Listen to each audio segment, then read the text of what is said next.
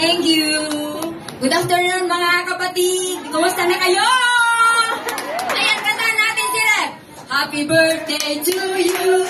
Happy birthday to you. Happy birthday, happy birthday. Happy birthday to you. Ayan. Ayan, anong sasabihin ko? Nasabi naman na nila yata lahat, diba? Kaya mag-greet lang ako ng 60th birthday ni Rev Ju. Ano bang tawag niyo sa kanya? Rev Ju? Nanay Ju? O Reverend Julie? Conforme, bahala kayo kung ano ang gusto nyo. Ayan. Dahil nasabi naman na lahat nila yung magaganda, hindi. Maganda rin ang sasabihin ko. Happy birthday, Rev Ju. Nawa ang Panginoon ay bigyan ka ng magandang kalusugan lagi. Strength para mag-serve sa Panginoon at overflowing love para syempre marami kang mga tupa na aasikasuhin. Ayan. Yun. Parang testimony lang nung unang nagkita kami ni Rev Ju. Ay, hindi. Umattend na ako noon sa church. Tapos, syempre dahil bago ka dito sa Hong Kong, gusto mong mamasyal, di ba? Gusto mong mamasyal, namamasyal muna ako. Ayaw ko munang umattend. Pero syempre dahil sa tiyaga ni Rev Ju, ay talagang hinuli niya ako sa Blackman.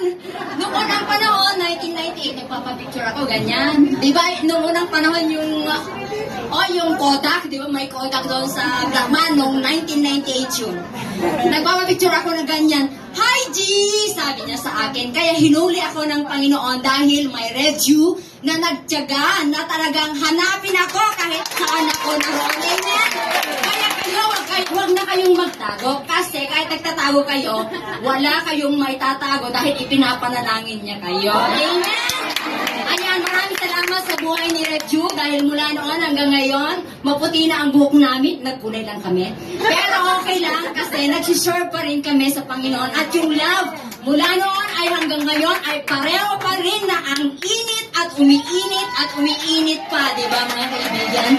So maraming salamat sa buhay ni Rev Ju kahit dumarating tayo sa pagsubok natin sa buhay, na busy siya, di ba? I-text mo lang siya, may problema ka or gusto mo ng panalangin, kahit busy siya, kukurbakan ka niya talaga. Kaya na-inspire ako sa kanyang buhay, kaya huwag na kayong umalis dito sa Empower Church. You are in good hands. So maraming salamat, Rev Ju. Ang relationship namin is parang family since 1998 hanggang ngayon. Yes. Kaya mag-serve lang tayo sa Panginoon. Kung paano siya mag-serve, gayahin din natin siya, mga kaibigan. So thank you so much, Rev Ju, sa iyong buhay, sa mga inspirational na sa sermons na ibinabahagi mo sa amin. Doon ako nag-grow at doon din ako tumanda. Ayan, hindi ako talaga nag-grow. Ayan, maraming salamat at in behalf of First Service, happy birthday to you. More blessings to come sa iyo, kay Bishop, kay Mary Joy, para sa ganon ay ang lahat or mas marami pang tao na makakilala sa Panginoon. Maraming salamat at gaya na ng iyong wish, may you live 120 and beyond! Yay! Happy birthday, God bless you.